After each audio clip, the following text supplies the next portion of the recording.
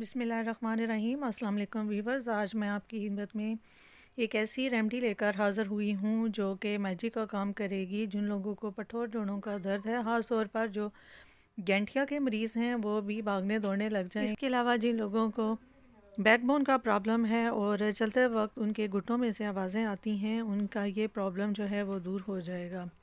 ये रेमेडी आपने रोज़ाना इस्तेमाल करनी है और इससे आपको बहुत ज़्यादा फ़ायदा होगा। सर्दियों में इस तरह की चीज़ें आप ना सिर्फ अपने बच्चों को खिलाएं बल्कि ख़ुद भी इस्तेमाल करें और ये बहुत ज़्यादा आपके लिए सूदमंद साबित होंगी। इस रेमेडी को बनाने के लिए सबसे पहले हमने पैन के अंदर 2 से 3 खाने के चम्मच देसी घी के ले लेने हैं। कोशिश कीजिएगा कि आप इस रेमेडी को बनाने के लिए देसी घी का ही इस्तेमाल करें, लेकिन अगर आपके पास देसी घी नहीं है तो आप जो घर में आम घी इस्तेमाल करते हैं वो भी डाल सकते हैं। जी, तो देसी घी जैसे ही हमारा मेल्ट हो जाएगा तो हमने हाफ़ कप कीकर गोंद ली है और इसको हमने 2 से 3 बैचेस के अंदर लो फ्लेम पर फ्राई कर लेना है, यहाँ तक कि ये सॉफ्ट हो जाएगी और फूल जाएगी। यहाँ पे मैं सबसे अहम पॉइंट आपसे डिस्कस करती जाऊँ कि आपने गोंद कतीरा नहीं लेना। गोंद कतीरा गर्मी में इस्तेमाल किया जाता है। आपने कीकर गोंद ही लेनी है और इसको फ्राई कर लेना है। जैसे ही ये फूल जाएगी तो ये बहुत ज़्यादा सॉफ्ट हो जाएगी और आप हाथों से भी इजीली इसको मसल सकते हैं। जैसे ही ये गोंद फूल जाएगी तो हमने इसको घी से अलग कर लेना है और खुले बर्तन के अंदर हमने इसको निकाल लेना है। ये देखिए हमारी कीकर गोंद जो है वो मुकम्मल तौर पर फूल चुकी है। उसको अब हम घी से बाहर निकाल लेंगे और दूसरे नंबर पे जो हमने चीज़ रोस्ट करनी है वो हैं फूल मखाने। फूल मखाने मैं 2 कप यहाँ पर ले रही हूँ। फूल मखाने कैल्शियम से भरपूर होते हैं, हड्डियों, जोड़ों और बालों के लिए बहुत ज़्यादा मुफीद हैं। इसका दूध के साथ इस्तेमाल सर्दियों में बहुत ज़्यादा फ़ायदेमंद होता है। तमाम अज्जा जो हैं हमने लो फ्लेम पर ही रोस्ट करने हैं ताकि वो जल ना जाएं।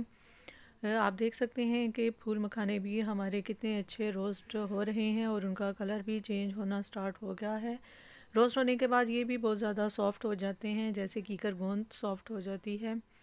ये हमारे रोस्ट हो चुके हैं। अब हम इनको उसी खुले बर्तन में निकाल लेंगे जिसमें हमने कीकर की गोंद डाली थी। नेक्स्ट मैंने 150 ग्राम बादाम लिए हैं। बादाम भी हम 1 से 2 मिनट के लिए घी के अंदर रोस्ट कर लेंगे और जैसे ही हमारे बादाम रोस्ट हो जाएंगे तो हम उसी खुले बर्तन के अंदर उनको निकाल देंगे। नेक्स्ट अखरोट की गरी हमने ली है और अखरोट दिमाग के लिए बहुत ज़्यादा फ़ायदेमंद हैं और ये हमारे कोलेस्ट्रॉल लेवल को भी बैलेंस रखते हैं। इसमें विटामिन डी होता है और ये दिमाग के लिए भी बहुत ज़्यादा अच्छे हैं। अब हमने नारियल ले लेना है 1 कप। ये नारियल मैंने कद्दूकस कर लिया था। ये कमर दर्द के लिए बहुत ज़्यादा मुफीद है। इसके अलावा वाइट डिस्चार्ज वालों के लिए भी ये उन ख़वातीन के लिए बहुत ज़्यादा फ़ायदेमंद है। फ्रूट्स को हमने खुले बर्तन के अंदर निकाल लिया है और जैसे ही ये रूम टेम्परेचर पर आ जाएंगे तो हम हवल दस्ते या चॉपर के अंदर इसको पीस लेंगे। 6 से 7 इसमें हरी इलायची मैंने शामिल कर दी हैं। आप चाहें तो इलायची पाउडर भी डाल सकते हैं। ये देखिए हमारे फूल मखाने रोस्ट होने के बाद और कीकर गोंद कितनी सॉफ्ट हो चुकी है। आप चॉपर की बजाय हवल दस्ते के अंदर भी इसको दरदरा पीस सकते हैं, लेकिन मैं इस वक्त चॉपर का इस्तेमाल कर रही हूँ और 2 से 3 बैचेस के अंदर इन तमाम ड्राई फ्रूट्स को हमने दरदरा पीस लेना है और हमने इसको खुले बर्तन के अंदर निकाल लेना है। ये देखें इसी तरीके से आपने इनको दरदरा पीस लेना है। तमाम ड्राई फ्रूट्स हमारे दरदरे पीस चुके हैं। अब हमने इसको खुली ट्रे के अंदर निकाल लिया है और नेक्स्ट हमने इसका जो हलवा तैयार करना है। इससे सर्दी में आप बीमार नहीं होंगे क्योंकि ये इम्यूनिटी बूस्टर है। ये आपके जॉइंट्स पेन को भी रिलीफ देगा। उसको हलवे को रेडी करने के लिए आधा कप देसी घी का इस्तेमाल करेंगे। जैसे ही घी हमारा मेल्ट हो जाएगा तो हम इसके अंदर 2 कप जौ का आटा डाल देंगे। हमने ये हलवा जौ के आटे से रेडी करना है। जौ की रोटी भी कोलेस्ट्रॉल को कम करती है और ये ग्लूटेन फ्री होता है, हड्डियों को मजबूत बनाता है, शुगर वालों के लिए बहुत ज़्यादा मुफीद है। इसके अलावा जो लोग अपना वज़न कम करना चाहते हैं वो अगर जौ की रोटी इस्तेमाल करेंगे तो उनको जिस्मानी कमज़ोरी भी नहीं होती, उनका शुगर लेवल और कोलेस्ट्रॉल लेवल भी कंट्रोल रहता है। 2 कप मैंने जौ का आटा अच्छे तरीके से भून लिया था और अब इसके अंदर मैं 1.5 कप कुटा हुआ गुड़ में शामिल कर रही हूँ। आप चाहें तो शक्कर भी इसके अंदर इस्तेमाल कर सकते हैं।